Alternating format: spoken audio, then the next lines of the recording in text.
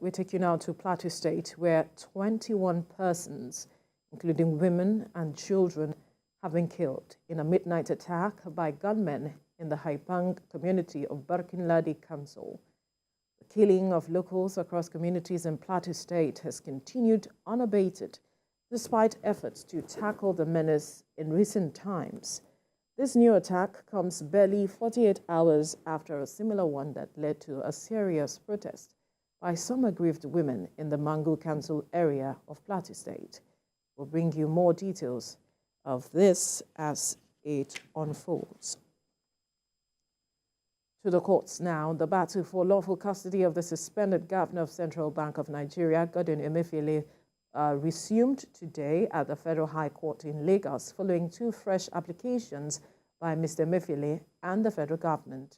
The first application filed by the government is seeking leave to appeal against the order of vacation of Justice Nicholas Owebo, which granted Mr. Emefiele bail. The second application filed by the defendant is asking the court to stop the federal government from further prosecuting him on the charge of illegal possession of firearms and ammunition or any other charge.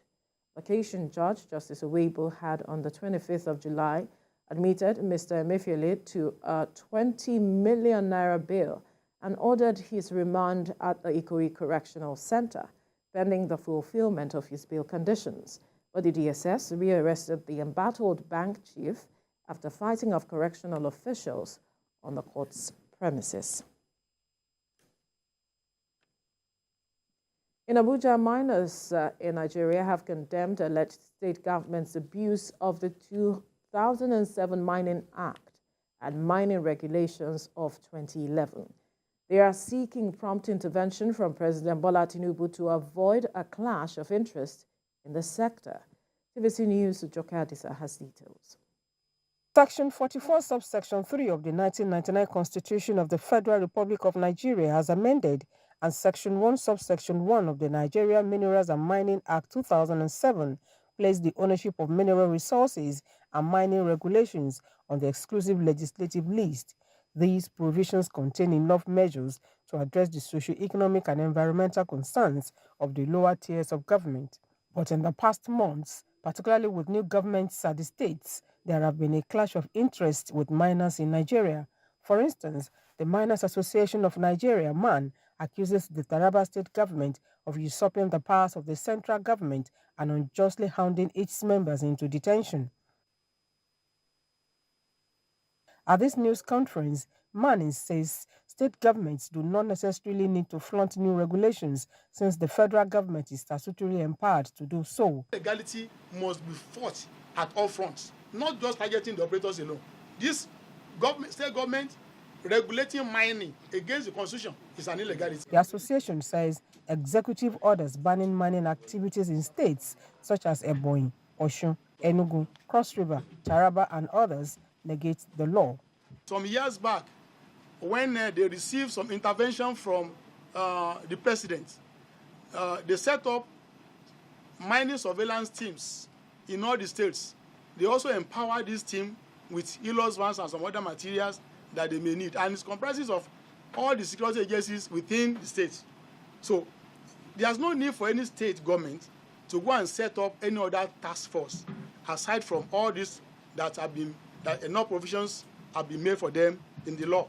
MAN reaffirms its stance against illegal mining, but calls on state governments to fight the menace with relevant stakeholders. I hereby appeal to the federal government of Nigeria to call our state governments to order by honoring their oath to defend and uphold the constitution of the nation in order to engender an atmosphere of mining best practices so that local investors can contribute their quotas to the economic development of the country and open windows for foreign investments. To be clear, the association says provision of 13% derivation for solid mineral producing states and payment of compensation for crops and economic trees affected by mining operations are some of the measures in place to take care of the interest of all in the value chain.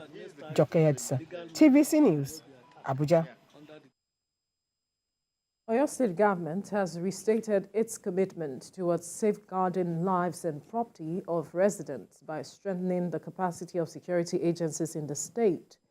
Chief of Staff to the Governor, Segun Ogunwuyi, stated this at a 3-day workshop for officers of the Western Nigerian Security Network, codenamed Amotekun. Olaide Oyewole has details. Addressing insecurity in Nigeria through increased community policing, intelligence gathering, and socio-economic development remains crucial for the safety and well-being of the citizens. That is why the Oyo State government is engaging officers of the Oyo State Command of the Western Nigerian Security Network, codenamed Amotekun, on a 3-day training workshop on intelligence gathering and crime analysis.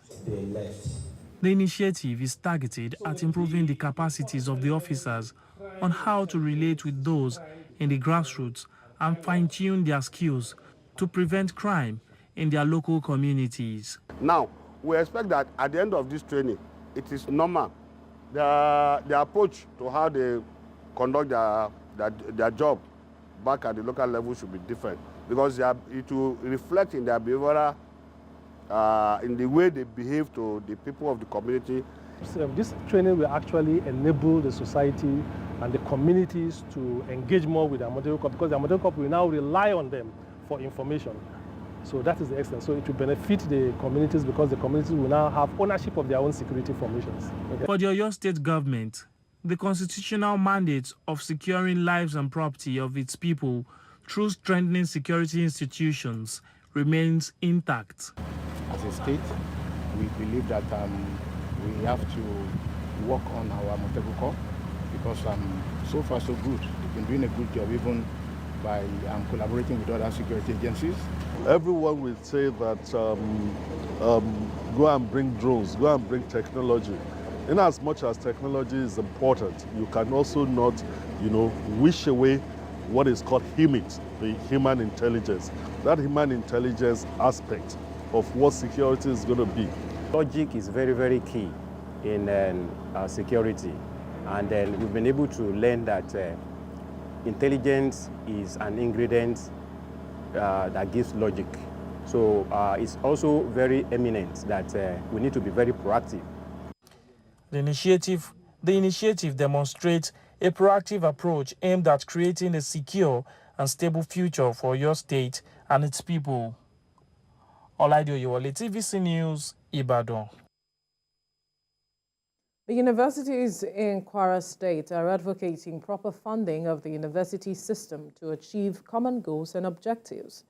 At its maiden international conference, members also expressed readiness to collaborate for advancement of teaching and research. Correspondent Ibrahim Alige has details. There are 8 universities in Kwara State, 2 government-owned and 6 privately owned institutions. In this era of globalization, these universities have active collaborations with foreign universities at the detriment of their local neighbors. The need to bridge this gap necessitated the establishment of the consortium of 8 universities in Kwara State in January this year, and this is their maiden conference. And we want to welcome each and every one of you. With the theme, Transforming University Education in the 21st Century, the role of stakeholders, the conference seeks to stimulate ideas on how best the Nigerian university system can be improved upon. Funding is a major factor. This crisis is precipitated by, and indeed exacerbated by, lack of adequate funding, which affects quality of personnel, teaching, infrastructure, environment, and every other thing. The solution we seek may not emerge solely from one institution or discipline, but may arise from the intersections of diverse perspectives. Apart from impacting knowledge, the university is also expected to carry out research and contribute to the development of its host community. The consortium is not unmindful of this, and they need to do more for the host communities. We must become involved in their health, in their ecology, in their livelihood, and through that add value to their existence. We cannot continue to go on strike incessantly without working on other areas of the community needs that will enhance our relevance. And I will even give you my own, at our own rudimentary level, in terms of research that we have done. And we've come to the conclusion that we have to catch these young people young. The theme song of the consortium of 8 universities in Kwara State captures its essence of establishment. Together, we stand.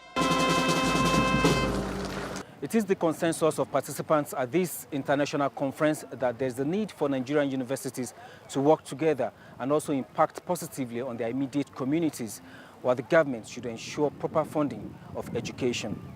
Ibrahim Alige, TVC News, Ilorin.